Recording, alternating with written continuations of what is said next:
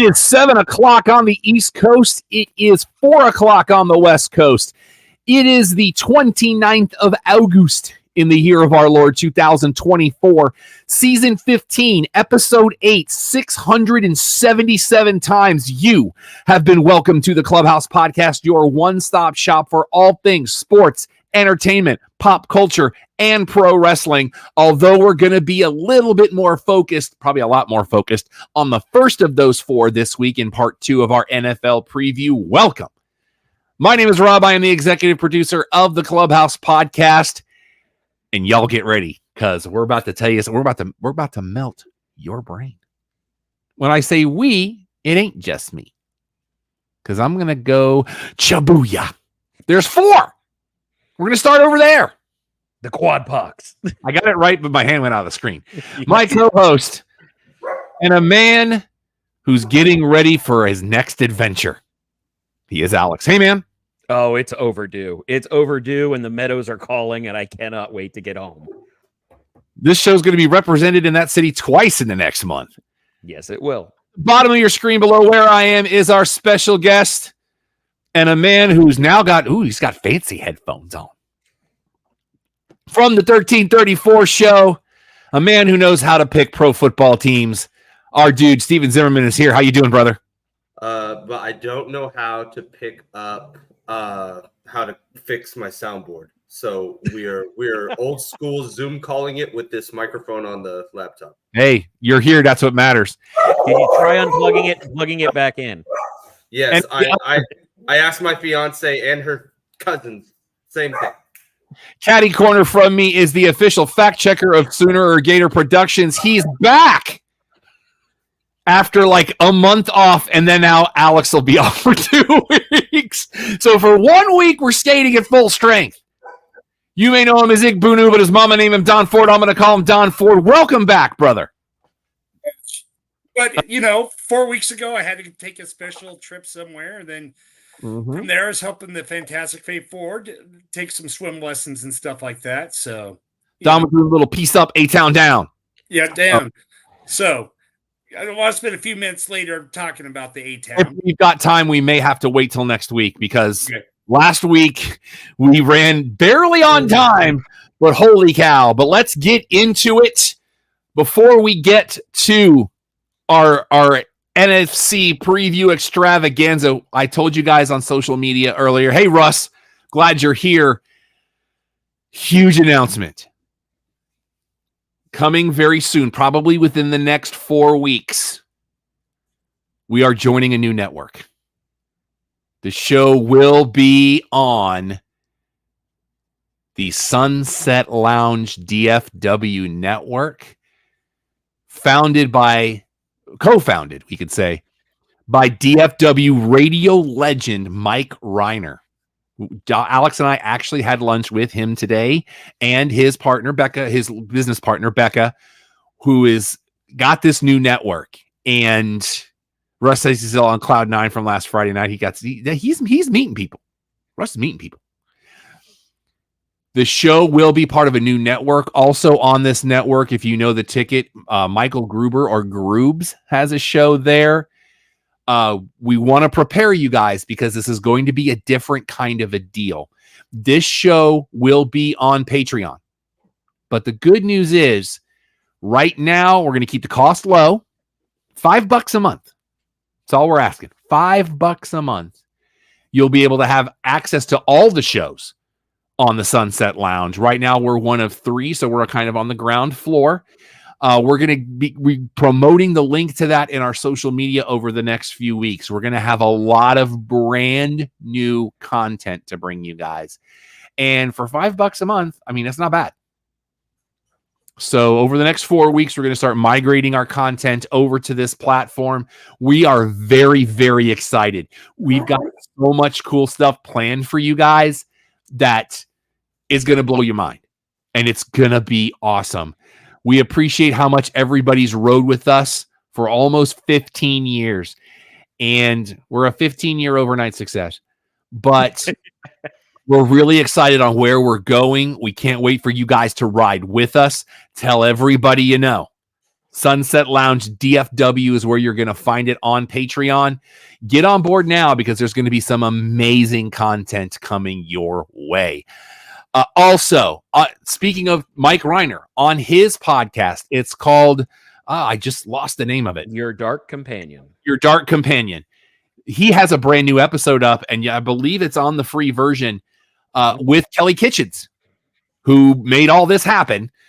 They're talking about the It Came From Texas Film Festival that will be in Garland on the weekend of September 13th. There's so much cool stuff at this festival. I went to a media event last week for it.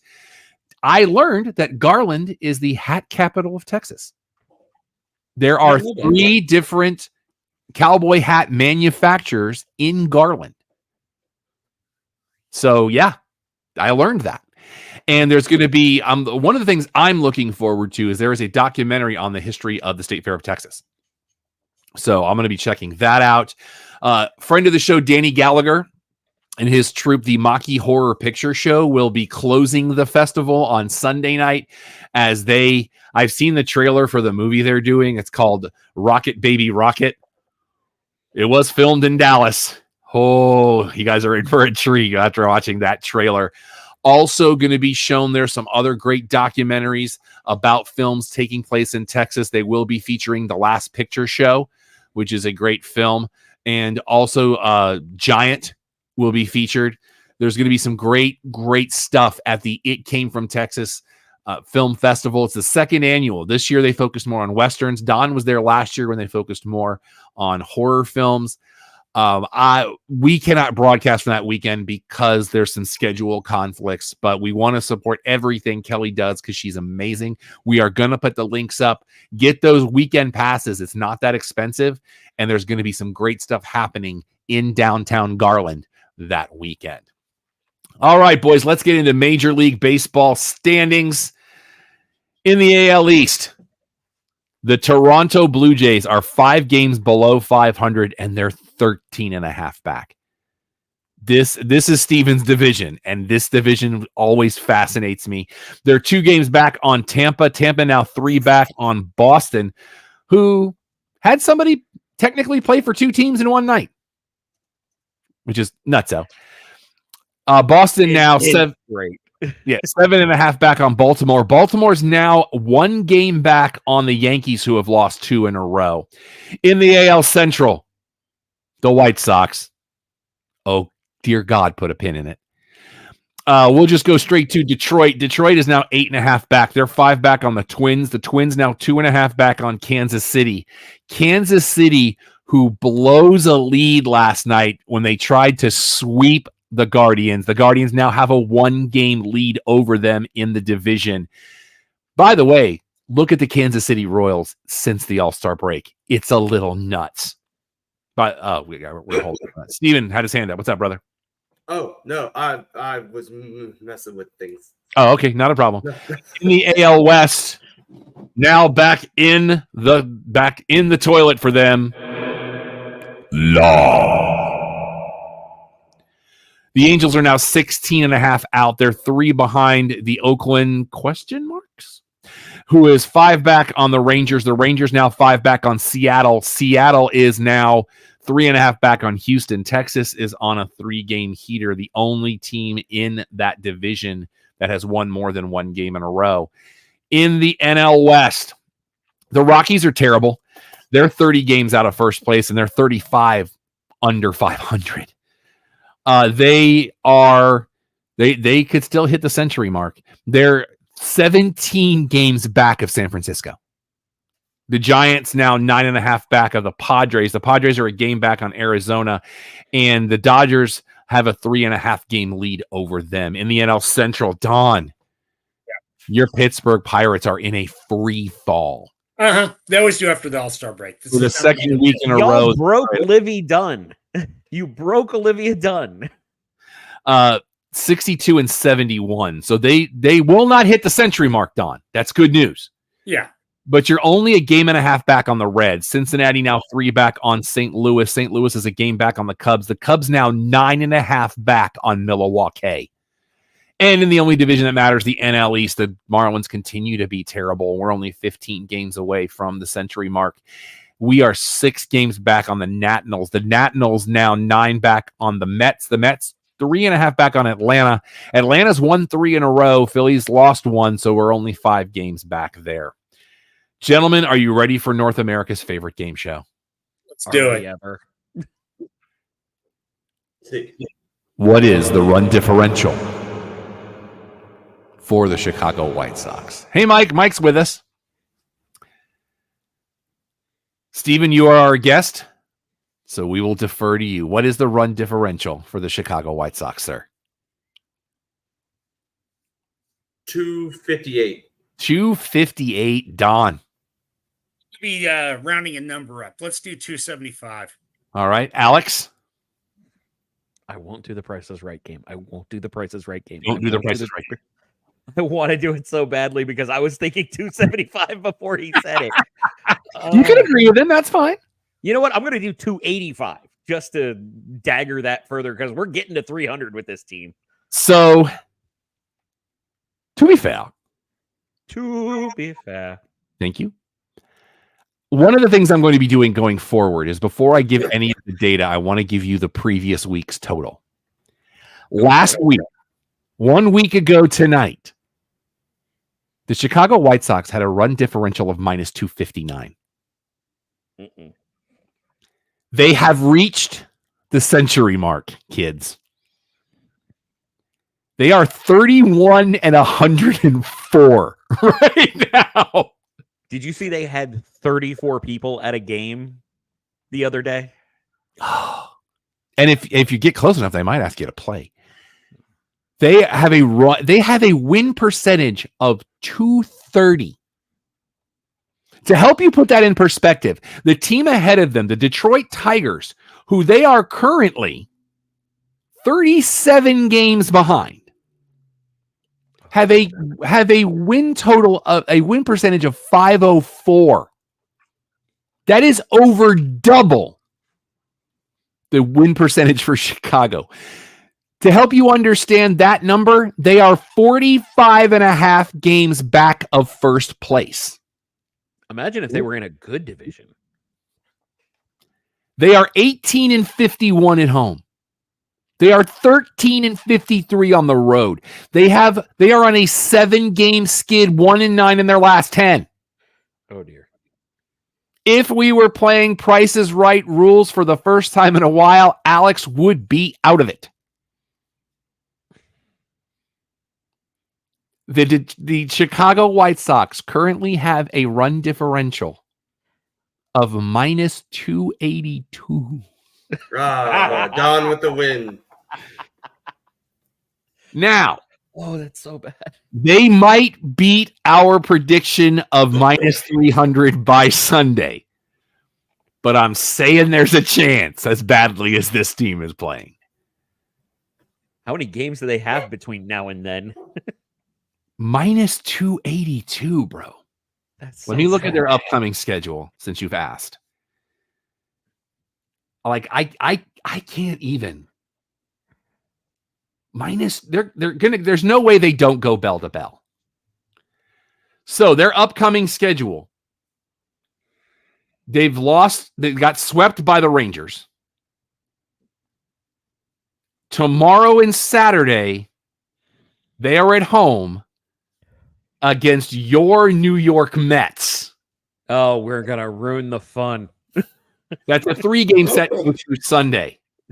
That was Steven choking on the Mets being spoken of. Now, here's their next 6 after that. Oh, no. Starting on Labor Day, 3 at Baltimore. Then a day off. Then 3 at Boston. Then 3 at home versus Cleveland. That's their next 9 games after the Mets. They're getting smoked. Then the weekend of the 13th, they're at home versus the Oakland question marks. So there's a little bit of a reprieve because they've got 3 versus Oakland, but then they've got 3 at La. So they've got the bottom 2 of the AL West. Then they've got a day off. Then they're 3 at San Diego. Then a day off. Then they've got 3 with Law at home. And then they're at Detroit.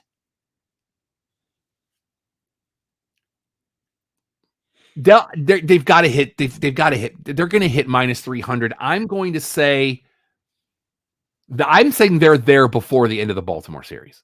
They might be there. I was thinking next Tuesday. They might be there on Labor Day. Yeah, the Mets will find a way to screw up and lose a game to them by 6 in the middle of it, but that'll be what holds it to Tuesday. I kind of want to see the Mets blow them out in one game just to try to get them there before Sunday. Pete Alonso, 7 home runs in one game. I mean, like, they're so close. They're so close. 18 runs. I'm just saying. All right. Hard Knocks of the Chicago Bears, episode 4. I'm assuming we're getting episode 5 because they didn't deal with the cuts. Mm-hmm. So I'm assuming we're going to get that next week, and then we go right into the AFC North after that. Want to shout out Ian Wheeler. This is a kid. He tore his ACL in the final preseason game, but he's actually been accepted to med school. So he can work on himself. But they're basically going to redshirt him. So they didn't cut him. Wilbon was talking about it today. He said he's going to be watching this kid. He's wearing number 33. So he's, one shy of Walter Payton. They did a Ferris Bueller. I apologize. What if I could go back? What was the White Sox, the number of losses they have right now? 104. Okay. 103. 104. Already killed that tab. So yeah, because the most losses in Major League Baseball, first was with the Cleveland Spiders of 134, and then secondly is the New York Mets of 62 of 120. So they might go into second place. So they're saying there's a chance. Well, interestingly enough, they do not acknowledge the Spiders in current regulations just because of how far back it was, and it was a barnstorming team. So the official Major League record is 120 for the Mets, and it's all we have left. They did a sequence on Hard Knocks with 3 of the other 3 quarterbacks. They did like a Ferris Bueller thing where they went to the big tall building in Chicago and they stood out in the glass. That was kind of funny. Adrian Colbert, watch this kid. He had a great 4th preseason game. I like what he's doing. Caleb Williams saying he doesn't get nervous before a game and talking to the Chiefs, and they're like, wait till next weekend. They're like, we don't think you're going to get to that first regular season game. And that he's like, I don't get nervous. And I'm like, we'll call you basically. And Tyson Bagent, I'm also pulling for this kid. I'm still not falling for the rope-a-dope. I'm not falling for the Hard Knocks rope-a-dope. But there's some good kids on this team. I'm actually looking forward to see how they do. The only other headline that we're going to talk about right before we went on air, it broke. Brandon Ayuk does sign with the 49ers, 4 years, $120 million. It's the wrong deal for them to get done before the season starts. So we'll see how that works out. We're not going to talk about the final week of preseason because we want to get to our AFC, but we do want to talk about, because Alex will be out the next episode, maybe 2. But so we want to talk about week 1 in the NFL, which is why he's not going to be here. Opener next Thursday night on your NBC. Baltimore, Kansas City. Kansas City is giving 3. Steven.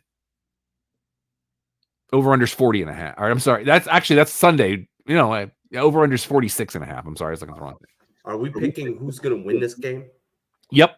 And will you take Kansas City -3? No, give me the Ravens. I think the Ravens have it. It's the Super Bowl hangover. It's always the start of the season. We saw it with Detroit last year. I've always said that first game should be a rematch of the Super Bowl, but that's just me. Yeah. Don. The Ravens. All right, Ravens plus the 3. Alex. Yeah. It might be a sweep because Kansas City's still trying to figure out their new offense. It is not. I'm going to take Kansas City -3. We talked about this last week. It's not that I don't trust Baltimore. I trust the defending champs. You're a champ till somebody tells you otherwise. Friday night, we have a game next week. The dumbest game on the schedule. We're going live to South America and two teams that can't wear their colors. Exactly. Don, did you know about this? We did talk about it a couple of months ago. But I don't remember if Don was on the show. What's the deal? So literally, Go ahead. Green Bay and the Eagles have a primary color of green. Uh-huh. They booked a stadium in Sao Paulo that they essentially treat like the Bloods and the Crips. The home team is blue, and they acknowledge no green. No green is allowed. So let's put the two teams that have green as their primary color in that Oh, stadium. dear God, no. So I'm assuming that Green Bay will probably wear yellow. They will be wearing their throwbacks, both teams, which, Okay. interestingly enough, are blue and yellow in various formats. So right now, Philly giving 3. Don. Philly. I think they want revenge from last year with their just end of the last half of the season blowout. I think they want to get revenge and get on the right track. Alex. I think Philly's going to be in a better position, and they're covering. Steven. I'm gonna go opposite. I'm gonna say the Cheeseheads do it. Surprisingly, My gut tells me to take Green Bay plus the 3. There's some instability going on in Philly right now, and I'm not sure how I feel about it. Let's go to Sunday the 8th. We're going to start with your early games, noon Central. Don, your Steelers will go to a town you were just in. They open at Mercedes-Benz Stadium against the Falcons, and the Falcons are giving them 3. I have beef against that stadium, by the way. I got to take my Steelers on that one. I'm mad at Atlanta in that stadium. Mike says no, cheeseheads. But yeah, I know what Don's referring to. We can talk about it off air. Alex. You know, that one's going to be close. I think Atlanta's still going to be figuring it out. Pittsburgh's defense keeps it close enough to cover. Steven? you heard me last week. I have the Steelers win the AFC North this year, so I'm gonna have them win. Give me Pittsburgh all day. Atlanta is in a tailspin, and it's not going to end anytime soon. I don't care who they've signed. Give me Pittsburgh all day. Buffalo hosting Arizona. Buffalo's giving them 6. Alex. This is one of my favorite things to look for, and it's a West Coast team going east in the early set. They're going to be exhausted. They have no defense. Buffalo won't need to have figured it out to cover by more than a touchdown. Steven. What game are we doing? Arizona at Buffalo. Buffalo giving 6. Oh, and if you want the bitter Vikings fan checking in. It's Buffalo. Don. Yeah, give me Buffalo all day. Arizona's not going to. Buffalo's going to be tough, and it's Highmark Stadium. Let's see. Tennessee going to Chicago. Chicago's giving 4.5. Steven. I'm actually going to go with Chicago, surprisingly. All right. Don? Oh, you cut out there. The Bears. All right. Alex? Hit me with what the line is and the matchup again, please. Chicago minus 4.5. And the matchup? Tennessee at Soldier Stadium or Soldier Field for one more year or 2. Yeah, Chicago all the credit is on their rookies and their incoming offense, but that defense is still legit, and Tennessee's offense is not. Give me the Bears. That's a full sweep because I'm not falling for the rope-a-dope, but I agree This with says more about Tennessee than it does Chicago. Yeah. New England goes to Cincinnati. Cincinnati is giving them 9.5. Steven. Ooh. Wait, who? Cincinnati? Who? Cincinnati's giving New England 9.5. Yeah, take that.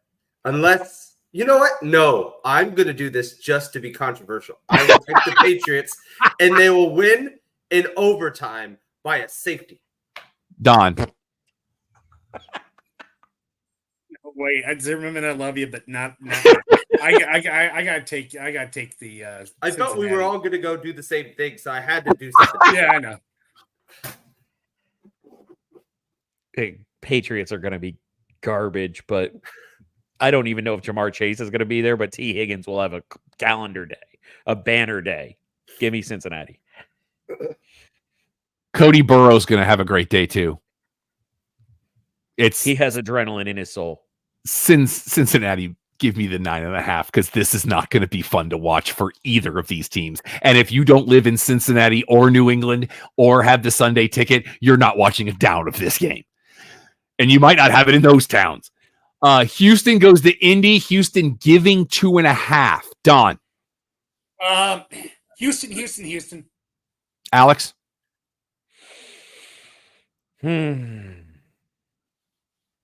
Yeah, I don't like agreeing that it's Houston, but Anthony Richardson may die in the first series. Steven. You know how I feel about Anthony Richardson. It'll take him half a season to throw a touchdown, and he might be doing it from like IR. So I'm going to go with Houston. Indy's got a lot to prove to me. And I think 2.5 is generous. I think Houston runs all over them. Jacksonville goes to Joe Robbie Stadium. Miami is giving 3. Steven. Oh, I'm wearing the shirt. I don't like Mike McDaniel, but I'm going to ride with the Dolphins. Alex. I actually think this game's going to be closer than people expect, but the Dolphins offense is going to be good enough and everybody's healthy to start the year. They're going to cover. Don. I'm going to take Miami. It's a clean sweep.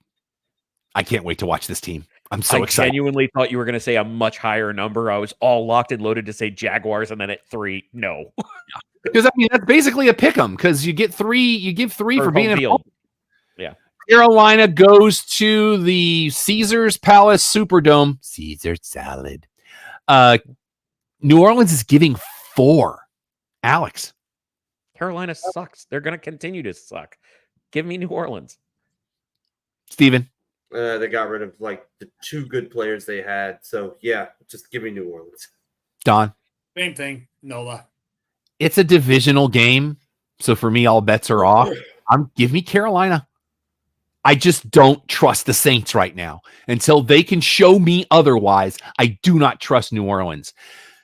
Mike's Minnesota Vikings go to MetLife Stadium to play the New York Football Giants. Minnesota is giving a point. Don. I'm going to take the Giants. Steven. Oh, man. To be honest, Alex, go. Let me think on this one first. I'm going to let you think on this one. Allow me to say, J.J. McCarthy isn't hurt. I take Minnesota all day. With Sam Darnold back in MetLife, give me the Giants. Brian Burns is going to be in his kitchen all day. All right, I guess I'll go Giants because I was just thinking of that Vikings defense and everything. I was just like, and there's also nothing my home, to that defense anymore. Hey, my home bar in Addison, TNT Sports page. I love y'all, and I know a bunch Shout of out there. Yeah, I'm sorry, I'm going with the Giants. Yeah, that defense is Harrison Smith and a whole lot of replacement level. You know what? Give me Minnesota. I like their offense. I just do. Justin Jefferson, let's go. I got a fun stat on him later. Let's get into the late game Sunday. The almost autumn wind is a raider. Las Vegas goes to Los Angeles Superchargers. Chargers giving 3.5. Steven. Raiders. Alex. I hate that hook at the 3.5, but I'm still going Chargers. Don. Chargers too. Give me Chargers minus 3.5. I feel a lot better with it at 3, but 3.5 makes me think. That defensive front's going to eat on San Diego or Los Angeles, whatever they called this year. Denver goes to Seattle. Seattle is giving them 5.5 as the Bo Nix era begins. Don. Seattle. Steven?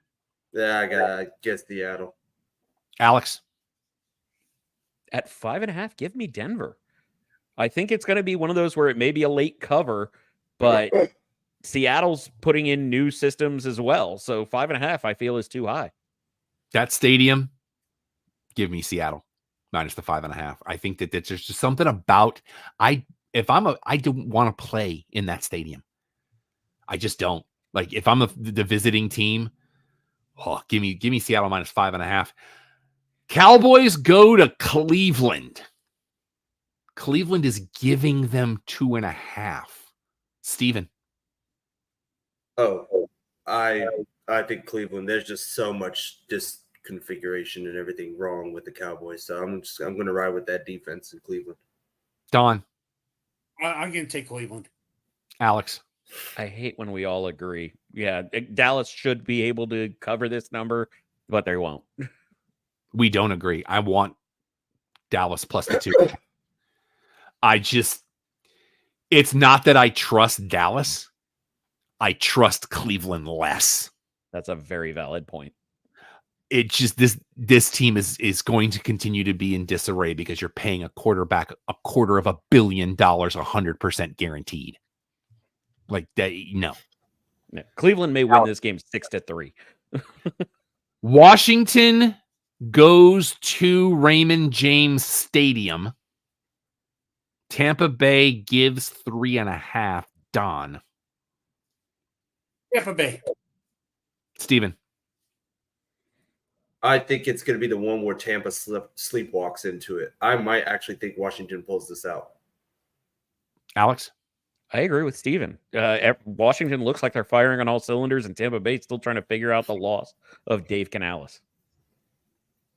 Again, divisional game. All bets are off.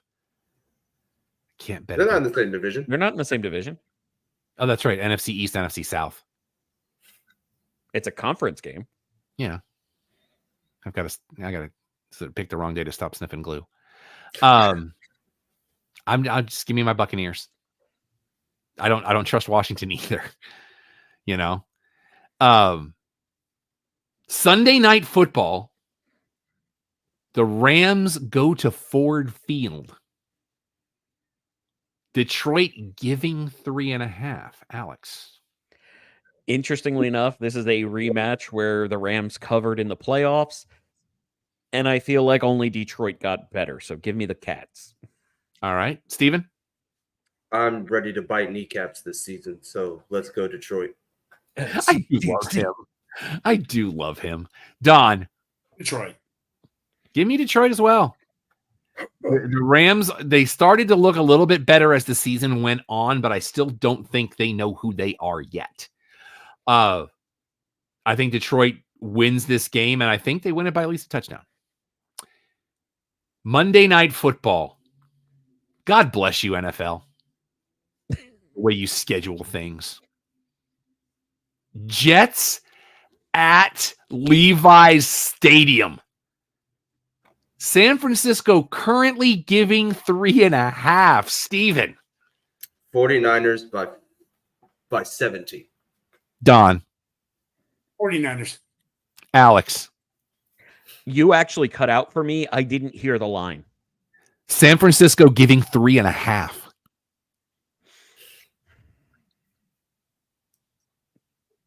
This might be the craziest pick. I kind of think the Jets win.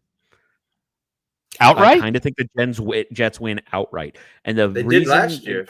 But we talked about Brandon Ayuk getting his new deal, and I said that's the wrong deal for them to get done. Without Trent Williams, I think the Jets defense is going to eat. I am not betting against San Francisco in this game.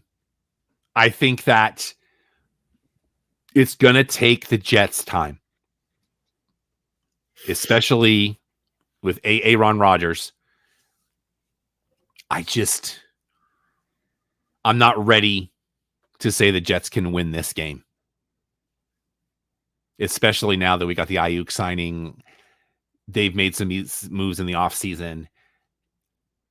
San Francisco's going to win this game, and they're at home. This may not be fun to watch. I'm just saying. All right. We're probably going to run late, and I'm okay with it because sports took a little bit longer than it normally does this week.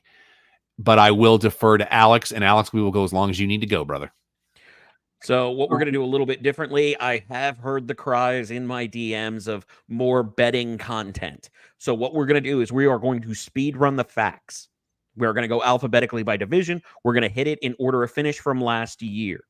Now, I'm going to run through the facts. I'm going to clarify what bet I'm looking at, and then we're going to do the over-under. Gentlemen, do we understand? It is your world. I am paying rent from this point forward in this episode.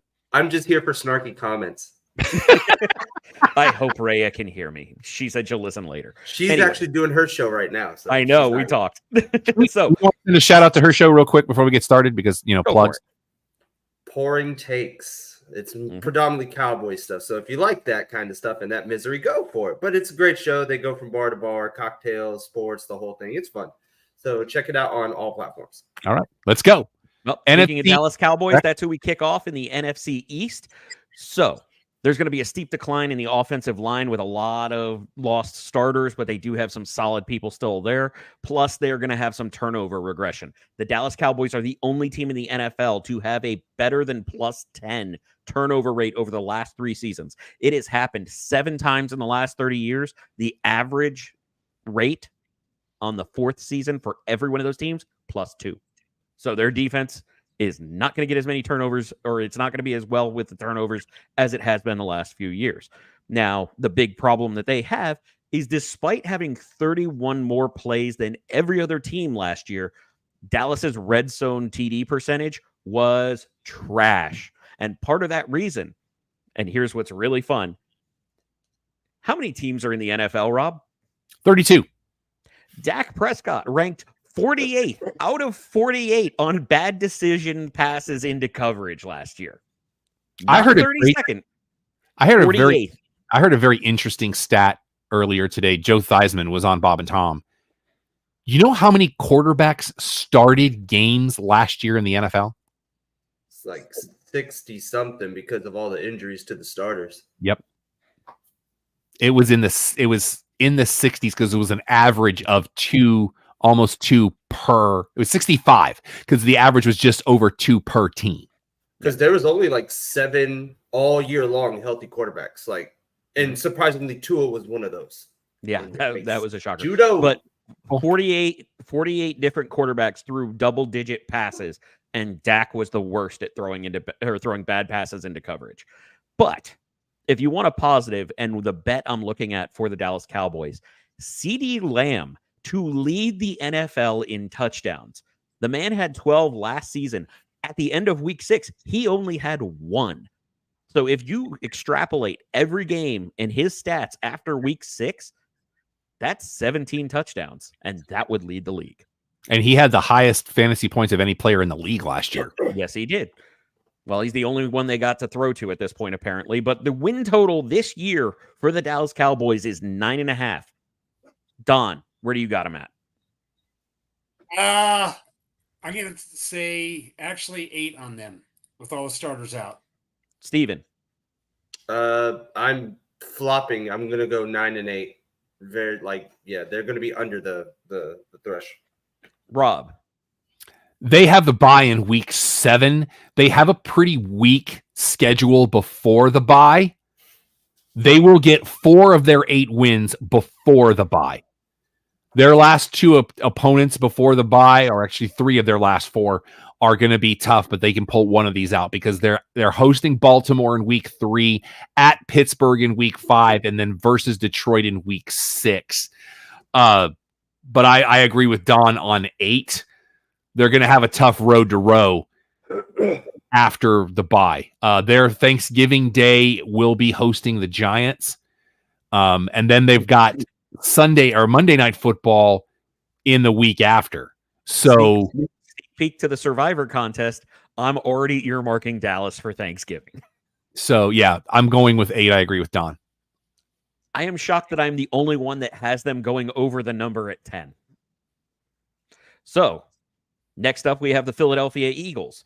The biggest issue the Eagles are going to have to overcome is not Jason Kelsey's retirement and possibly killing the tush push because they had signed Saquon Barkley, who is their first running back who succeeds in short yardage since LeGarrette Blount. Good Lord. There's a name that hasn't popped in a while. It's been 7 years. Now, what they did struggle at was red zone play across the board on offense and defense. And they changed up their coordinators to 2 proven guys who know how to do that specifically in Vic Fangio on the defense and Kellen Moore on the offense. I think they're going to be a lot better than some people have been worried about with the rumblings about Jalen Hurts and Nick Sirianni not getting along. My crazier part with them, they only face a rest disadvantage once, and it is in week 3, and it is 1 day. I say that the Eagles are undefeated into November. Wow. And my betting line for them, based on the tush push dying, is the under on Jalen Hurts' rushing touchdowns at 10. So, Rob, I'm going to call you first on this one. Sure. At 10.5, how many wins do you have the Eagles? They've got the bye in week 5, which means they've got to run a hard road after the bye. I think it's bold to say they're going to go into November undefeated because I've got them at 9. I think they stumble out of the gate. Because I talked about that earlier with Green Bay. Don. What's the line again? 10.5. I'm going to go 12. Woo! Steven. I've already heard enough problems arising with that defense and Vic Fangio, just like it was in Miami. So I'm not surprised there. I don't trust Jalen Hurts long term. A lot of injuries on that offense too that can happen because a lot of people get hurt. Give me 10. But yeah, I don't trust them, I guess, the way you do. Like I still think they're the best out of that division, but I don't trust them. Now, to clarify, I think that they might be undefeated until November. I would probably betting on it, but I do have them slowing down and finishing at 12 like Don does. Okay. Now, I already teased the first little note I have for the New York Football Giants to Don and Rob. So, Steven, this one's just for you and anybody watching. Danny Dumpster Fire sucks, and I can prove it mathematically. Oh, you don't have to prove anything mathematically. We can just look with our eyes. Yeah. The D-line is going to be great, but everything else is going to be trash on that defense. They're going to be giving up points, and there's no way they're going to be able to keep up. They will absolutely get hit with slant routes to death just to avoid that pass rush. Now, the one positive they have might be Malik Neighbors, who is an absolute freak athletic talent. And even if only half of his 197 targets are accurate, he's still going to go well over his yardage bet at 850.5. So, with a win total set at 6.5, Don, where do you got him? I'm going to go 8. Oh, Steven. I'm going to have them right at 5. Rob. The advantage that New York can look at right now is they play the NFC South. Mm-hmm. They do get to host Tampa Bay before going to Dallas on Thanksgiving Day, which is also good for them because that Tampa Bay game's a noon game. So they get some time to rest. I'm still sitting at 5. Interestingly enough, 3 of the 4 of us have them at 5 wins. Don, you are the outlier at 8. I appreciate your positivity. It's just misplaced. So, the last one we have in the NFC East, Washington Commanders, which I may refer to as the Commies in case anybody gets confused.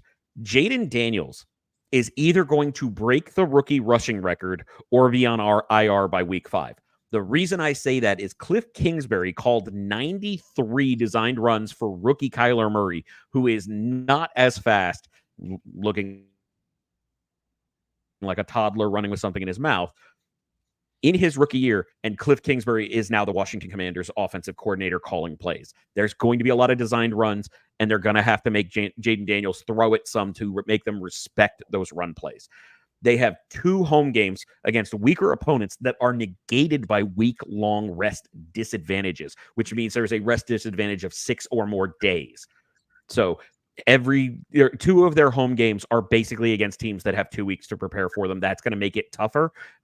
But with Jaden Daniels having to throw it in that same scope, I did not look up at his rushing numbers because there's a possibility he just gets his head taken off. So I like Terry McLaurin over 900.5 receiving yards because who else is going to catch the ball there? And don't say Luke McCaffrey. So win total at 6.5. Steven, where you got them? I got them with 5 as well. I think they're going to be a team that's better in year 2. But this year it's going to be the feeling out process. But I really trust Jaden Daniels. I like how that team's constructed or bases, and then they'll be fine next year. But yeah, they're going to have 5 wins this year. Rob, let's be clear on something. This year, the league hates the Commanders. Sorry? Did you see? I said, let's be clear on something. This year, the league hates the Commanders. Oh, I know the team they hate the most. And I have that later. Did you see when their bye is? Mm-hmm. Week 13. 14. Boy, is it 14? Yeah. Yeah. December 8th. I agree with Steven at 5, but they're going to get all 5 of them before the bye. This is a tough schedule. This is the kind of schedule that if Washington wants to show the world that they're a team to contend with, this is the schedule that will do it. You look at what they're coming out at Tampa Bay. Their only primetime game that isn't the league required Thursday night game, which by the way is at Philly. Yeah, that's they've got Monday Night Football in week 3 at Cincinnati. That's not going to be fun. Everything I think that's going to be real fun. I think Cincinnati gets beat with that. I think they've got 4 games that aren't noon games. That shows you the faith the league has, but I agree with 5, and it's all going to be before the bye. They're going to play the finish. All right. Don, how many wins do you have the Commanders at 6.5? Maybe daring 6. Yeah, that's not very daring because I have them at 7. What did you say about a limb last week? That's out being on a limb. You're so not out on a limb. You're holding the trunk. All right, now we're into the NFC North, aka the Mike Kukla division, with the Detroit Lions. So my favorite one is a continuation of a fact from last year that happened to be true, and this should tell you how much the league wants Detroit to succeed. Jared Goff is a top 6 scoring quarterback indoors, and they only play 3 games outdoors. Here's your funner fact, or more fun fact if you do it grammatically correct.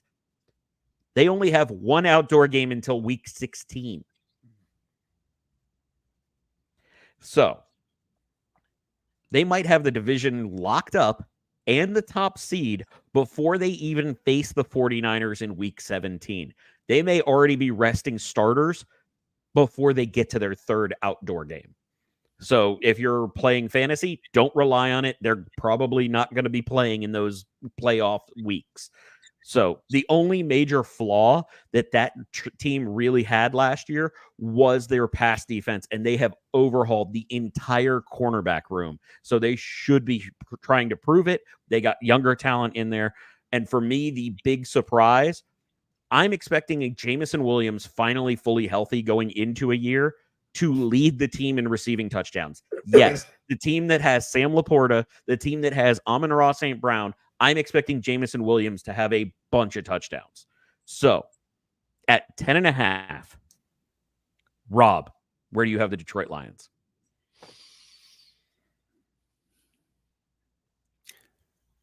That one outdoor game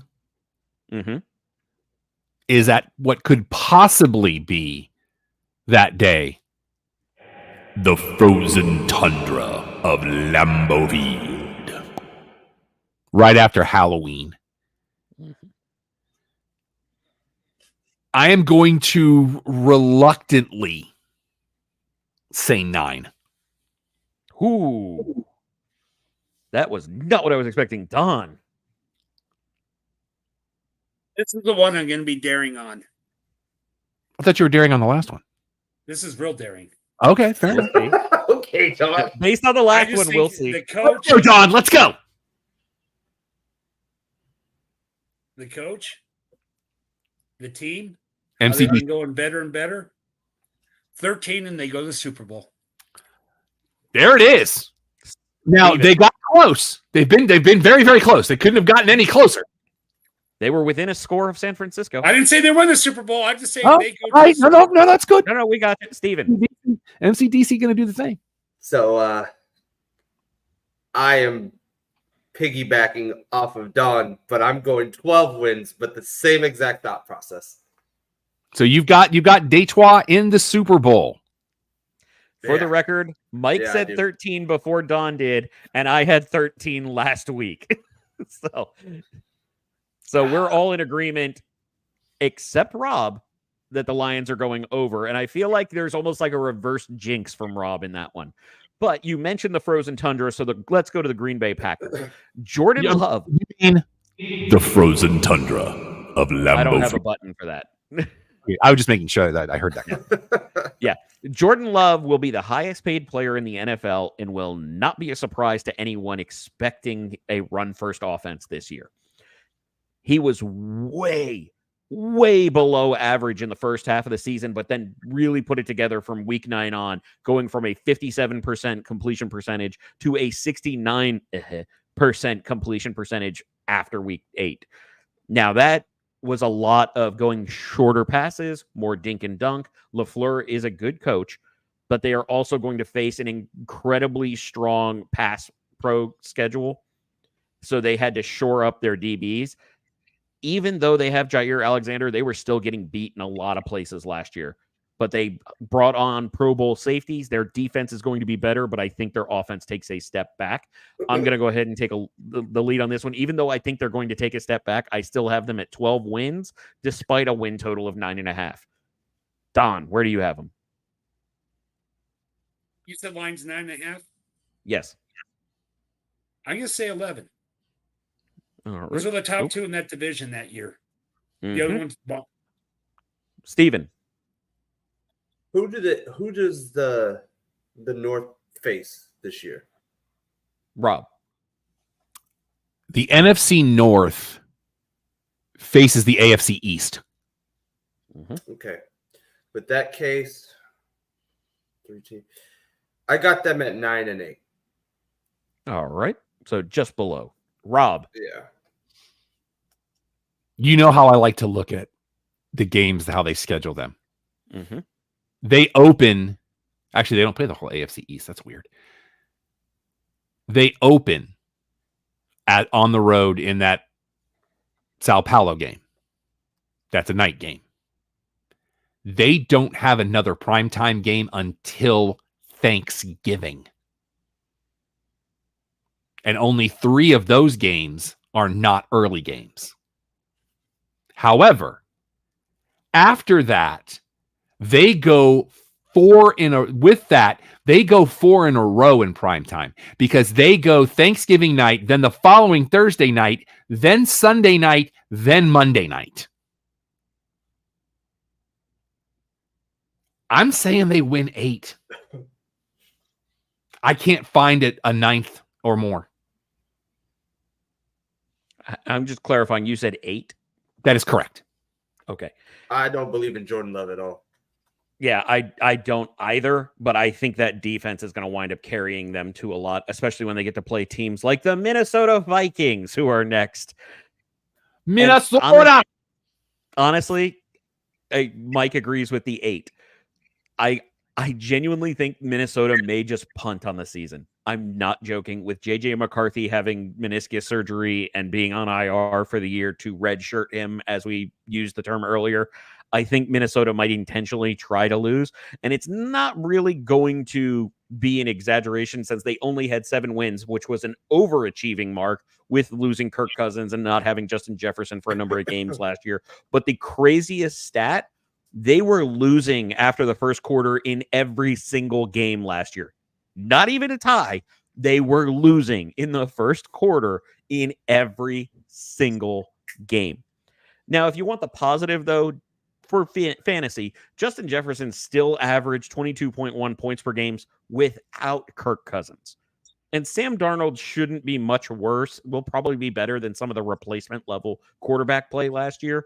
So I am still taking his over at 100.5 receptions because they're still going to have to throw it with that garbage defense, even though they have good defensive coaching. But they are not going to be a good team.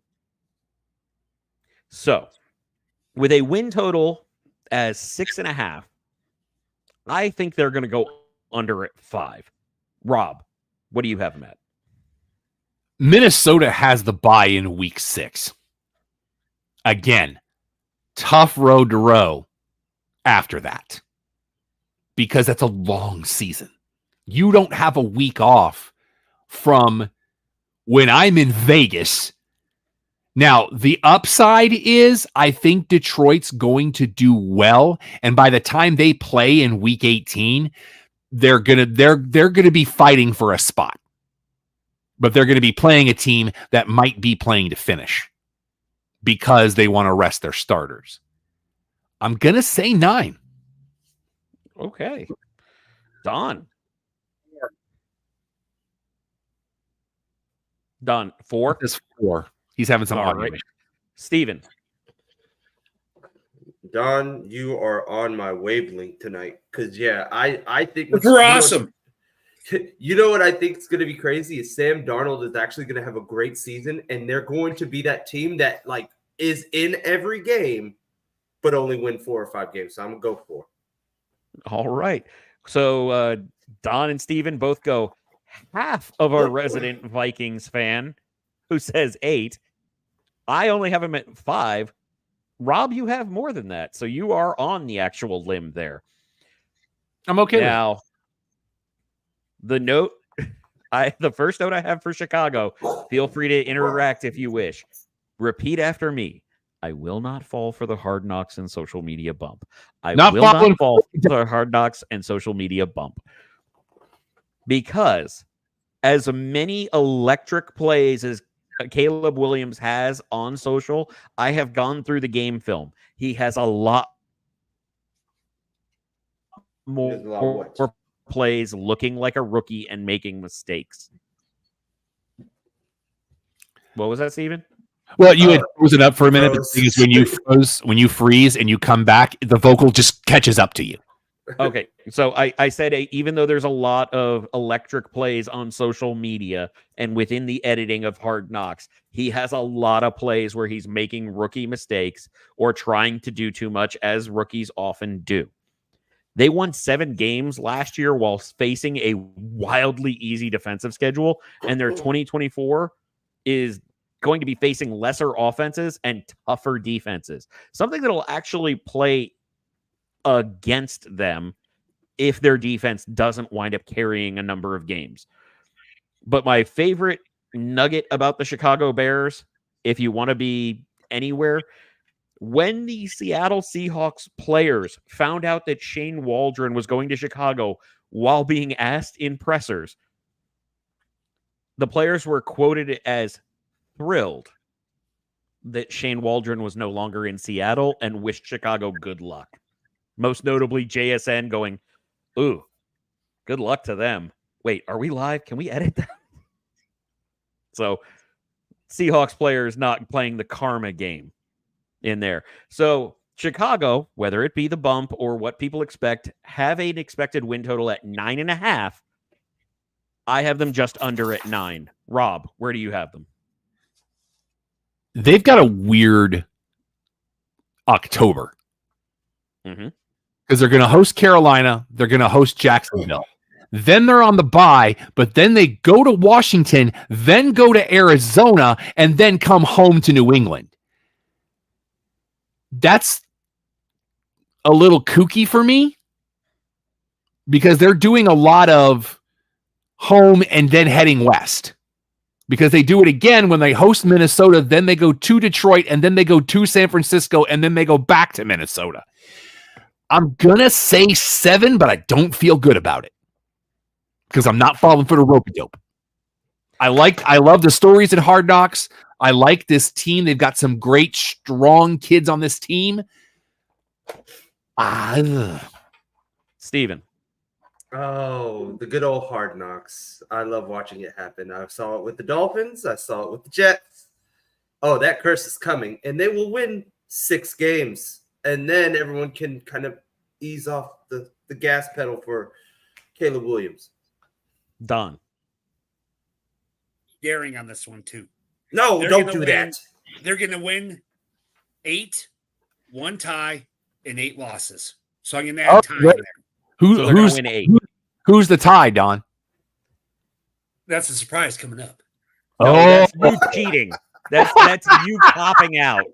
That's him not looking at the schedule. He's like, what's coming? I'm giving him credit for that because it popped me. That's all I'm saying. He's just spinning a wheel on the other side that we can't see. All right, so we got. I love these shows every year. So Mike actually ruins our pattern because we had 9, 8, 7, 6, and then he went 4. But I think that's just more of a Viking fan bias. All right, the NFC South. Oh, my other division. My other division. Tampa actually won the division last year. Yeah, but that beeping sound was them backing into it. Did you read my notes already? No, I did not. I don't have your notes. They only had 1 win against top half teams. They literally won a division just beating up on lower people. And the funny thing is, their biggest loss, mentioned earlier, is probably Dave Canales, who seems to be a quarterback whisperer in every sense of the word, who is now charged with making Bryce Young not look like a bust. I still think Baker is okay, but Canales going to Carolina takes their easiest games and makes it more difficult. And when you replace him with Liam Cohen, who has shown success at the college level, but has literally never called plays in the NFL, peaking as a wide receiver coach assistant during the Los Angeles Rams Super Bowl run, I just don't see any hope here. But this division is so bad, I still think they can get to 8 wins with a win total of 7.5. Steven. Tampa Bay Bucks, 7.5. Where do you got them? I got them as a 9-win team, just because of that division alone. And they'll sneak out a couple of other games, but yeah, I have them at 9. There's not too much of a turnover where it's like, okay, they're gonna drop off or whatever. They're just kind of gonna float 8, 9 wins. Yeah, right in the middle. Don. Tampa, you said? Tampa at 7.5. I'll do 7. Oh, okay. Rob. I'm going to say 10 because they're the prettiest girl at an ugly party in this division. I'm sorry. That one caught me. They're going to sweep Carolina. They're going to split with New Orleans. They're going to sweep the Falcons. Like their last 5 games, they could go 5-1 in their last 6 games because the only game in those last 6 that I think they could potentially and realistically lose is when they come here 3 days before Christmas. Because I honestly believe that at that point of the season, Dallas is going to be fighting for a playoff spot because of the way that division looks. And they're going to look like gangbusters in those last 6 games. And then the wheels are going to fall off when they get to the playoffs. And that is not my Tampa Bay bias. That is literally, as I'm looking at this, they're at Carolina, which I think we all agree that team's not going to be fun to watch this year. They're going to be hosting the Raiders. Then at Dallas, then hosting Carolina and hosting New Orleans. Speaking of New Orleans, their hope fell off a cliff along with Ryan Ramczyk's health. Carr had 0 time to operate, but the team adjusted in the second half to trying to go to quicker passes, getting in an easier rhythm. And they actually wound up doing pretty well and coming out well ahead. Not as well as I expected, but ram check. So in 2023, they had the easiest schedule and injury luck. Those are the only reasons that they got dragged to a winning season. The adjusting the short passes improved the game control over anything else so that the defense didn't get scorched. Chris Olave was disappointing, but they won't score enough to win in 2024. So even at 7.5, that's a tough number. Don, where do you have them? Which team again? The Saints. Saints. Nola. Hold on. I'm going to have to say 6. 6 wins for Don. Yeah. Steven. What is their line at? 7.5. Okay. I'm going to do the over. I'm going to give them 8. I think Spencer Rattler is going to be surprising in the back half of the season. I just can feel it. So you're saying Spencer Rattler replacing Derek Carr? Injury or he gets benched or whatever. It's going to be a random thing, but it's going to be a really nice showing. But they're that team though that wins random games. So they might not be the best, but they're going to win 8, not win the division. But people are going to be like, oh, well, they were fun to watch for a little bit of time, even though no one knows what's going on there. Rob. They're going to come out strong. They're going to win their first 2 games. They're going to beat Carolina because they're hosting them. If there's a game that you circle because no matter what the line is, no matter what stats you throw at them, you circle week 2. Because if there's one team that New Orleans feels like they have to beat when they play them, it's Dallas. That is a game that I will be circling and I will be watching because both of these teams play up to each other. And I also feel like it's a rivalry game that only us in the area know. Correct. I would agree with you 100%. Yeah. As much as Dallas, you want to beat Washington. You want to beat because that to me is the one division where every game is a rivalry game. Both East and both conferences. Because there's so much history between those teams. However, New Orleans is that team because for those of you that don't know, we have a lot of people in this area that the Saints, they travel to Dallas because they have a lot of fans here. I know a bunch of them. However, win total, I'm taking 7. I'm so glad I saved. After those first 2, it's going to do this for them. Yeah, I'm so glad I saved that because you and I are both at 7. So we're both have it barely under. Steven's the only one that has them over, but we're all kind of grouped at 6, 7, 8. So Don's beef from earlier, the Atlanta Falcons. They are trying to strike now, having the wildly easiest schedule based on offense and defensive expectations and analytics. It is win now, possibly only getting one shot with Kirk Cousins, even though he's coming back from the Achilles. But as we mentioned on last week's episode, he's a bit more of a body thrower. It may not affect him as much. But even if it doesn't work out, I think Penix can get the job done, especially with these players, because last year all they had was a pile of trash behind the line. And I'm still trying to wrap my mind around the fact that they ran Desmond Ridder out 15 times when Taylor Heineke was available. But it's now or never for Drake London and Kyle Pitts, who have both failed to take off, even though the fun stat is that Kyle Pitts has the 3rd most tight end receiving yards before the age of 24, only beaten by Jason Witten and Rob Gronkowski. So he's probably going to be able to get utilized because tight ends tend to get elevated by Kirk Cousins. So I'm looking for a lot of overs on Kyle Pitts because his numbers have been deflated over the last 2 years. So at a win total expectation of 9.5, Steven, where do you have them? I have them right at 8. I think they're going to be good, but still fresh with the new coach. there's going to be that uncertainty with the fan base putting extra pressure on the quarterback situation. That's going to be flirting around with the 8-win situation. I don't have them win the division, but they're going to be flirting with it. They could go down to – actually, I think that first game between Tampa and Atlanta, that's going to call the division because by the end of it, they'll have it all sorted out, and it will be like a half-game difference or something. Rob. They play New Orleans in week 4 and Tampa Bay in week. Like, they run the entire division 4, 5, and 6. They're hosting New Orleans. They're hosting Tampa Bay. They're at Carolina.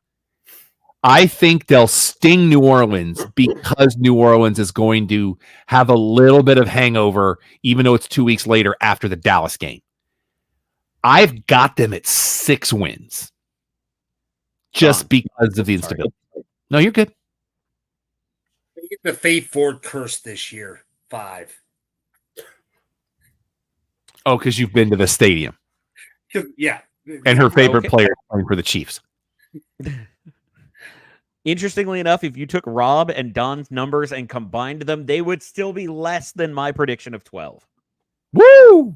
I think Atlanta wipes the division except for one game, and that would be on the road at New Orleans. I think they sweep Tampa, they sweep Carolina, they split with New Orleans, and they take advantage of that soft schedule because they have loaded up on talent. Raheem Morris has a year under his belt. They have hope. I think they're going to win 12. Now, you can't win 12 without a beat. Or I'm sorry? I said, God bless you, sir. Yeah, this limb is looking real shaky. But not as shaky as Carolina's everything. I don't think Canales can do enough to truly save Bryce Young, especially in the first year. Maybe year 2, he starts to look like a competent quarterback, but right now he's just the younger version of what Tua was before McDaniel fixed him.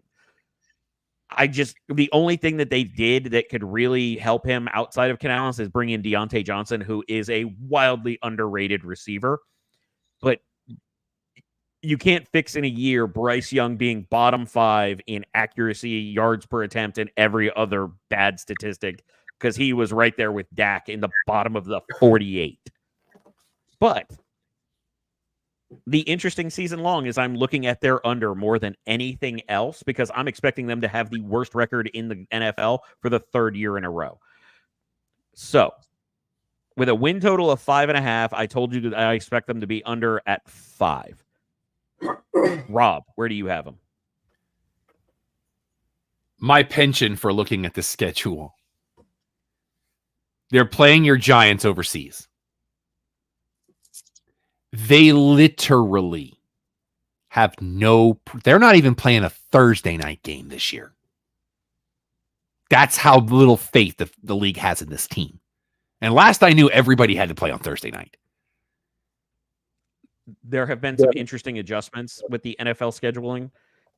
I have a big one on the next team, but they have also removed certain parameters requiring teams and certain gaps. And that is part of them having the Christmas games. That's the Wednesday games, the Friday game to open the season. Well, the second game of opening the season in Brazil. So there's a lot of that went out the window with this scheduling. They will get beat by the Raiders because they're on the road. They might get a sting, maybe, late in the season. Their week 18 will be a snoozer at Atlanta. I cannot see this team, and I have family in Charlotte. I love my uncle and my aunt, and I love my cousin. I don't see this team winning more than 5 games. I just don't. This is a tough schedule, and oh dear God, it's going to be some bad football. This is going to be the end of the teaser. Week 5, they take on the Bears. 5 wins, want to end the tie against the Bears on week 5. I just see all 5s, 5.5. There you go. They'll win 5. The one tie against the Bears week 5. October 6th, and then from there, then they lose the rest. So there we go. 11. So wait, you're 11, saying they have 5 wins before they win their first 5 games? No. They have 5 wins total. 5 wins total, 1 tie, and then 11 losses. Okay, Steven. I just don't know how you guys aren't just letting them know that they're going to win 12 games this year. It's the worst of first all the time. You cannot be serious right now. I'm not. No, I definitely have them winning 2 games, not 12. 2. Just 2. Yeah, that sounds about right. 2. Okay, I mentioned earlier that I know which team the NFL hates the most this year. And if you've followed the pattern, you know which team I'm going to talk about. But I want to say this first part. The regular season for this team is 120 days long.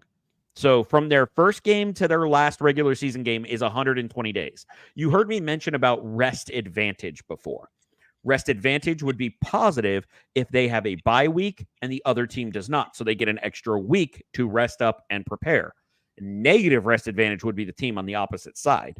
This team we're talking about has a negative 37-day rest disadvantage in 120 days. That means they are at a disadvantage at least 31% of their time, and that's before you take into account that last year was the first year that the San Francisco 49ers stayed healthy. And plus you put the international piece of it too. Oh, yeah. So they are going to be traveling massive yardage, and they are playing so many games at a disadvantage in rest and preparation. Ayuk has the headlines, but Trent Williams is the real problem. Deebo Samuel posted yesterday the biggest note about why Trent Williams is important. In 683 dropbacks, the man allowed 1 sack. Brandon Ayuk's a great receiver, but if Brock Purdy's already on his butt, it don't matter.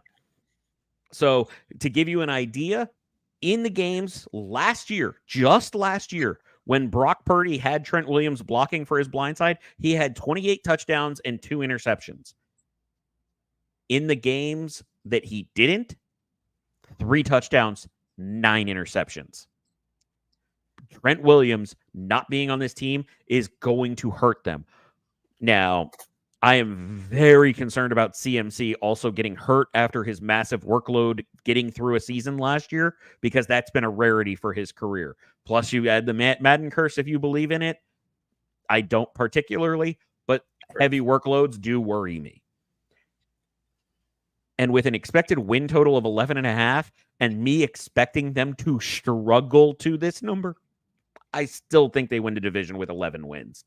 So at 11.5 wins, Steven, where do you got the Niners? I'm gonna ride with you on that one. I do think they break down though before the playoffs. I think what happened to the Dolphins last year happens to the 49ers this year. They just get depleted by the end of the season, but they win 11 games. I want to clarify. I have them at 11, and what I think is their peak.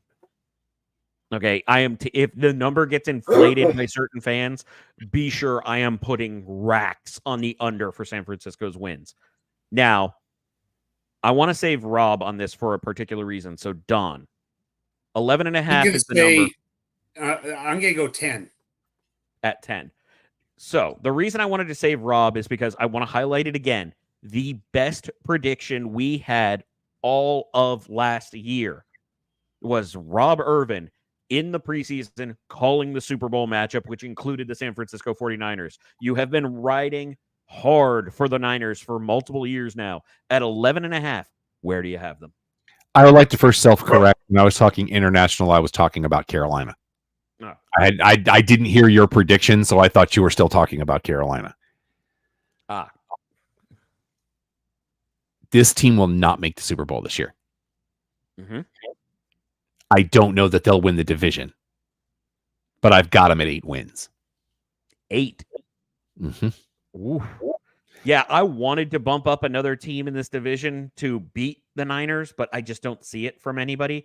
Their home stretch from Thanksgiving week on, you're at the frozen tundra.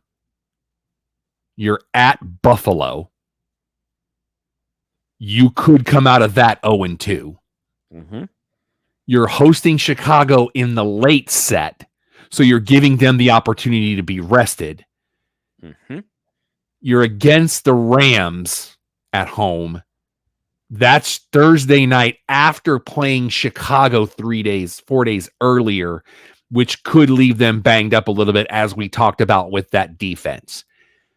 Then you're at Joe Robbie with a 10-day layoff. Maybe it's going to depend on which Miami you see. Is Miami fighting for a playoff spot, or are they resting their starters?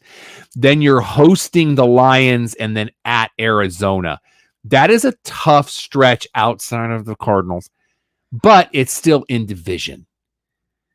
This team is not going to have what I felt the cakewalk they had last year to get to where they were. This is going to be a tough season, and it's going to require a lot of perseverance from this team. And then you've also got the week of Halloween, the other game everybody always circles, and it's Dallas, San Francisco. Yep. But they've got them at home at least. So I was starting to transition, saying I wanted to find a team. I wanted to find a team to put over the Niners. I just can't, because there's such massive holes, and there is no such larger hole this year than trying to replace all-time great Aaron Donald anchoring the Rams defense. They have an expected win total of 8.5, and it shocks me, especially when you look at with Kupp and Nakua are both quality players, but they've never been healthy at the same time. Stafford struggled and just hyper-targeted whoever was healthy, and this year looks no different with Nakua already dealing with injuries. They have an older, worried line. Their depth is not great after Demarcus Robinson, who is a decent wide receiver 3, and especially with the news that McVay, who has always been a good play caller, is going to have his RB1 returning punts. Kyron Williams already doesn't stay healthy. They're going to also play 7 of the top 10 pass defenses. That's going to try and make them run heavy with an old O-line and a running back who is returning punts. Yeah, that was Blake a strange. Corum's not good enough to pick up that slack because he wants him to have more touches. That was a strange logic to me, because aren't the touches on punt returns? Isn't that a separate stat? Well, I think he was using the term touches of just getting the ball in his hands versus touches in the traditional sense, which is a reception or a carry. And how much does the new punt rule play into that? There is no new punt rule. It's a kickoff. It's kickoffs. Yeah, the kickoff's an entirely separate deal. I'd like to see them do it with punts too. Yeah, maybe if they can figure out a way to do that, I'm excited for the kickoff rule. But with a Los Angeles Rams win total of 8.5, Rob, where do you have them? Definitely not over. They could realistically, with a bye in week 6, they could realistically go into the bye with 1 win. You're at Detroit on Sunday Night Football. Then you're at Arizona. You're hosting the 49ers. Then you're at Chicago in the early game. And then you're hosting Green Bay. Like you said earlier, that's a lot of miles. They could conceivably have 1 win before the bye. Now, they could come off the bye hosting Vegas and win. But it doesn't get much easier when you're hosting Minnesota, at Seattle, hosting Miami, at New England, which that could be a game that could reach up and bite you. Because you're hosting Miami on Monday Night Football, then going to New England for the early game, which we talk about that all the time on this show. They could get 6, but it ain't going to be pretty. And I like this team. Yeah, I like this team. Don, where do you have them at? No. I have it 5. 5. Okay, Steven. All right, sorry. I had to unmute myself. I have them at 6 wins as well. Interestingly enough, we all have them at 5, Don, or 6, which is the rest of us. So, another team that I wanted to put up higher because I really like the Ryan Grubb hiring and bringing his pass-heavy scheme from the University of Washington right down the road to the Seattle Seahawks. I'm expecting huge strides for DK Metcalf and JSN. Tyler Lockett getting older. I think he's going to be more of an underneath guy when they need. Kenneth Walker is finally healthy, and he is an awesome running back. Zach Charbonnet is going to be a great pass catcher in that offense as well. But with the Seattle Seahawks, first year without Pete Carroll, and a win total of 7.5, I do like them improving and getting to 8, but that's where I have them capping. Steven. 9. I'm riding with them 9. 9. I think the change of guards is actually going to be better for some of these younger players. That it's going to get them going a little bit. So I have them at 9. Nice. Don. Zimmerman, I can take 9. 9. Rob. I think this team wins the division. They get 10 out of it. Nice. So Rob did what I was hoping I could, but I couldn't bring myself to. Good on you. All right, now the Arizona Cardinals. I am actually surprised they have a 7.5 win total. But the true limb I go out for on them, I think Kyler Murray is going to be a top 5 quarterback this year, if only because the defense is Budda Baker and a whole lot of replacement level talent. And they also play the toughest schedule for defenses by a very large margin. The offenses are not facing a lot of tough defenses outside of their division, but the defenses that the offenses the defense will face are very, very quality. One of the big things we have with the NFC West is they're traveling coast to coast a lot this year. So I kind of think they're all going to be depressed. And they face 6 of the top 13 offenses just in the first 8 games. Arizona's offense, I think, will click, but their defense is... What's that term you like to use, Steven? While you're muted? Butt cheeks. Thank you, sir. I thought you were going with... Sorry? I thought he was going with the other one. The booty cheeks? No. With the which today is in my neighborhood. Garbage. There we go. Oh, there you go. Yeah, but for those first 8 games, I am looking at the overs on every single one of them. So with a win total of 7.5, Don, kick us off. Where do you got the Arizona Cardinals finishing? 6. 6 wins. Steven. They're a 5-win team. I agree with you on Kyler Murray. I think he's going to show out and be great, but it's a 5-win team sitting there. Rob. This will be the Chicago White Sox of the NFL. They get 3. They get 3. And the worst game to watch the entire season will be the Arizona Cardinals hosting the Jets. It'll be worse than watching them host New England. I think that'll actually be a fun game. They won't win. I have, just because of the offense, we all have them under, but I have them barely under at 7 wins. So I think the offense is going to carry them further than it will have to, but the defense is going to let them down a lot of weeks. So now that we've wrapped up our NFC, I want to do one last thing. Rob, you have the floor because you're the one that nailed it last year. What's your Super Bowl matchup?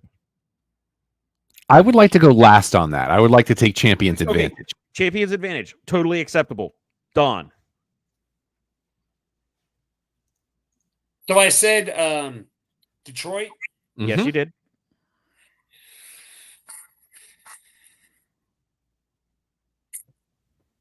I'm going to be real daring. Jacksonville. For the 3rd year in a row, there, Don defaults to Jacksonville. And he said, I love it. Here's my favorite part of this. He said that Detroit will make the Super Bowl but not win. So are you calling the Jacksonville Jaguars over the Detroit Lions in the Super Bowl? That one, I'm pleading the 5th on that one. No, you're picking it, bro.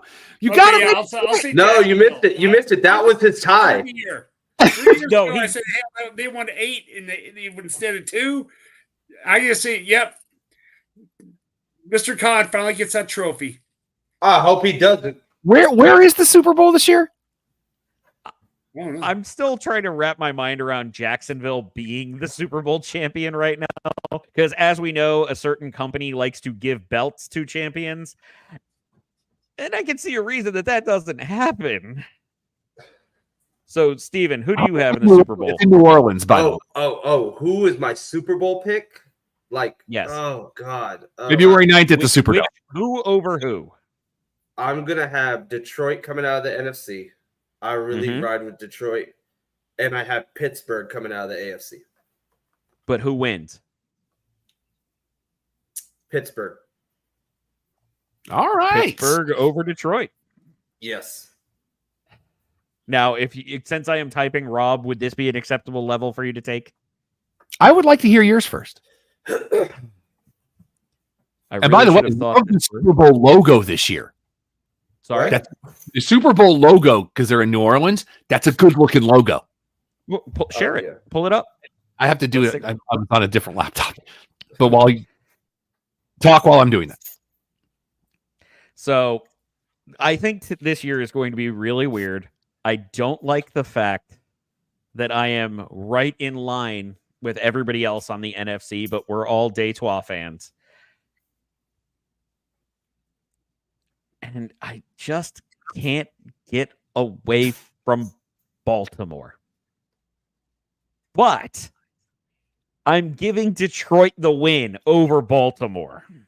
Detroit won't have to worry about Baltimore because Lamar Jackson's gonna Dak Prescott in the playoffs and lose in the first round. Oh, I don't think he will with an actual functioning running game. You know that's gonna be. I wanted to say the Jets, buffoonery. but I couldn't pull the trigger with Aaron. I'm just saying. The Jets are gonna jet. All right, Rob. This is another instance where I can't find a good size of the logo. I tried to blow it up, it starts to get pixelated, but I can share it with you at this time. This is, and I like this background on this logo too. I think you guys are going to dig this. Here you go.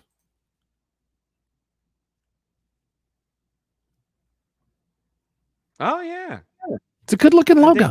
Oh no, it's Niners. The Chiefs and it's the Chiefs and the Seattle Sea Chickens.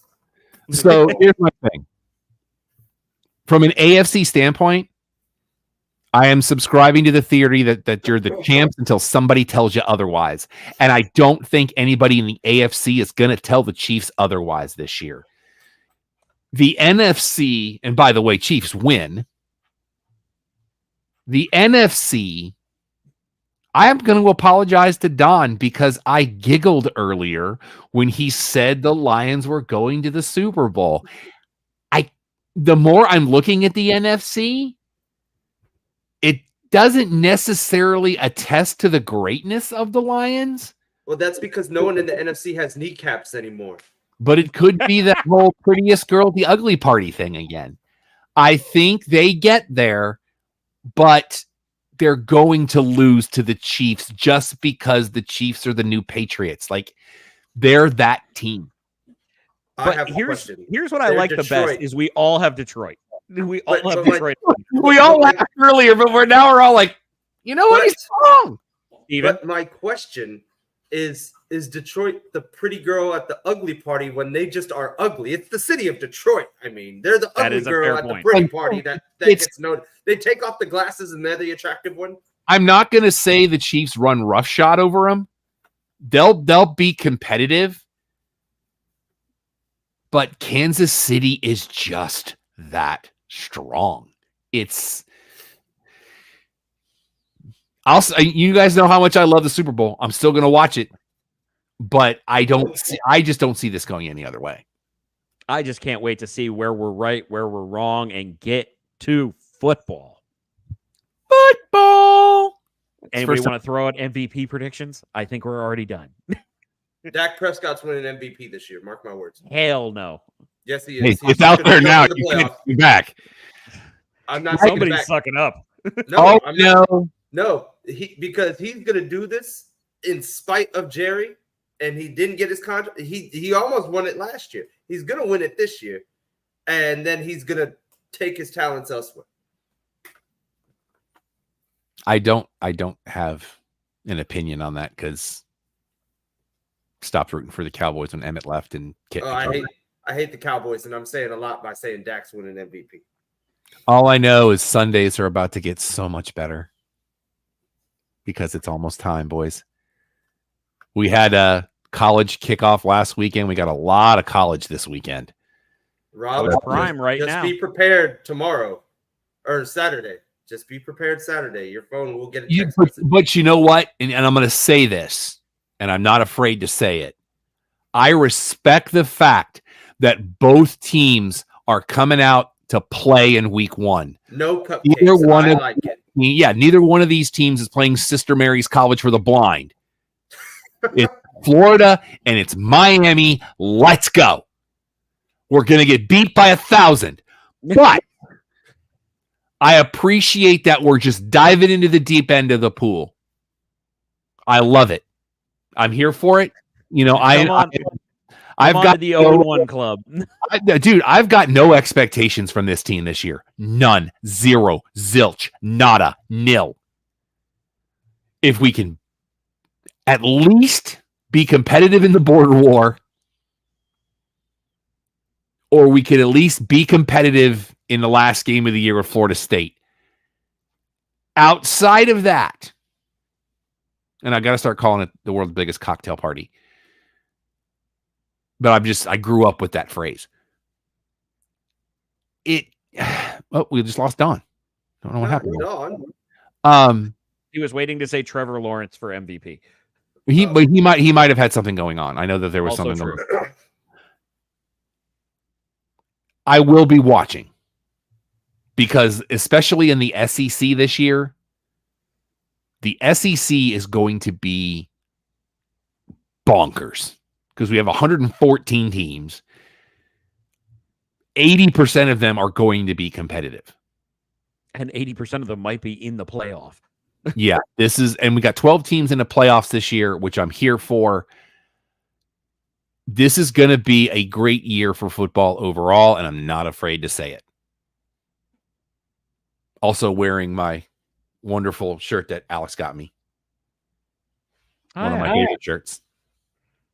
I did see that they're selling hats. I think it's on New Era. It might be Fanatics that have the old school U up here. And the F logo. Yeah. I love that really great logo. Well, I had a shirt, and there's actually a picture of me in the Fort Lauderdale News from freshman year band camp, and I'm wearing a shirt with that logo on it. And I wore that shirt until I physically could not wear it anymore because I love that logo. Because you've got the gator that's just like got his snout in the air on the top, and then you got the state on the bottom. Oh, I love that. I love that logo so much. But yeah, boys, it's almost time, and I am ready. Every year I'm like, I don't remember the last time I was this excited for football. But last offseason felt like it went like that. This year, offseason felt like it took 9.5 years. And I don't know why. Yeah, it just took forever. But I'm ready. And we're not going to have a break in Hard Knocks, which this Hard Knocks, this is the most I've been excited for Hard Knocks, even counting Miami being in it, which was great last year. This is the most excited I've been for Hard Knocks, and I can't remember the last time because we're getting an entire division, and I love it. And it's a division I think is going to be probably the most intriguing to watch this year, based on what you gentlemen have brought to the conversation, which is why I very much look forward to these two shows every year. Because number one, it gives Alex the shine he deserves. Let's not get carried away there, but I appreciate it. As much as I love football, you talk about how my pop culture knowledge is up there. You challenge me every year when we talk football, whether it's on this show, whether it's us hanging out at the house and, laughing at 1 week of fantasy, and I still declare shenanigans. We have our fantasy draft next week, and we will be updating you week by week on how Alex and I do in our league. So keep an eye on that. Plus, we've got the Pick'em League that we do every year, so be prepared for that. I was waiting to throw that into the plugs. That Alex does such a great job keeping up with for us, because we'll do that, and then we've also got, we'll have our March Madness next year, and the whole things. And we're almost back, boys. And I'm ready. Steven, what do you want to plug before we go? I want to plug the magic of Amazon kitchen finds. Cheese grater is intact. I got a steamer. Everything's good. Okay, I'm plugging that, and that is all. I am issuing you a challenge when it comes to cheese graters, because there's I want to say it's Lunchbox's website has a cheese grater that has Shredder's head on the top of it. Oh yeah. Well, I just got the Amazon Basics that is the little crank thing. I think Jen got the one that's the shredder that goes this way. That's got the little plastic piece that you put everything in, and it does everything right. I think it's cool. Yeah. God bless technology. All right, over there. We have to lean, otherwise I'm out of the frame. Hit that QR code if you're on the video. Remember, coming up in just a few weeks, go ahead and get on it now. Sunset Lounge DFW on Patreon. We're going to be there. I'm very excited. Visit our website, www.theclubhousepodcast.com, and the soundboard's not working, and I got to fix it. That's where Reviews Friday will be back next week. We didn't have anything new to review this week, but we've got stuff at least 2 out of the next 3 weeks. A couple of movies I've already seen, and I'm very excited to share my thoughts with. Follow us on your social medias, everything except Twitter, X-Twitter, and TikTok. Everything else is The Clubhouse Podcast. All 3 words in that order, or you will wind up somewhere else. Those 2 are Clubhouse Show, just because we couldn't get that on those. You can follow me on all of your social medias if you would like. Everything is Yes That Rob Irvin. That is spelled ERVIN. I am Vexploit on all social media. Look out for that Pigskin Pick'em contest. We wind up doing prizes and everything if you wind up beating us for the season. So far, we got 2 years where we haven't been beaten. So I do have some back catalog of prizes. So this is going to be a big year. But more importantly, if you want to help out the show, check out that URL if you're watching it on the bottom of the screen at prowrestlingtees.com/thecheappopcast. A lot of different color options, a lot of different design options. If you are an artist and want to contribute, you can reach out to me at alex@theclubhousepodcast.com. He was here just a little while ago. If you want us to come do a live show, we love doing live remote shows and hanging out with the Empire. That's Don. You can email him, don@theclubhousepodcast.com. We do want to encourage you, even though we can't make it, we want to encourage you to go to the It Came From Texas Film Festival coming up the weekend of September 13th. Some great Westerns and documentaries. Oh, there's Ryan. How are you? Mm-hmm. Steven was moving the microphone to try and block. That's because of the shirt, I think. We can't hear you. You're muted. Sorry. Whatever. We're about to have dinner. I know we're closing out, and she just came in from her show, and so she didn't hear the Dak Prescott thing, and she's wearing a Dak shirt. So I noticed the moment she walked by. She knows it's coming. Yeah. I think that's why I tried to move the mic. You can email me if you like questions, comments, concerns. Tell me to go pound sand. I am rob@theclubhousepodcast.com. Charlotte Marshall's on Pinterest because we are morally obligated to say that. Circle December 14th on your calendar. More news coming up on that later. Our normal show every Thursday night, 8 Eastern, 5 Pacific. Did I do that right? Yeah. Is your one-stop shop for all things sports, entertainment, pop culture, and pro wrestling. We will be back to abnormal next week. So until next time, for Alex, for Don, for Steven, for the Empire, I'm Rob. Clubhouse is closed. Hey, maybe Brittany Palmer to be part of the Patreon would be awesome.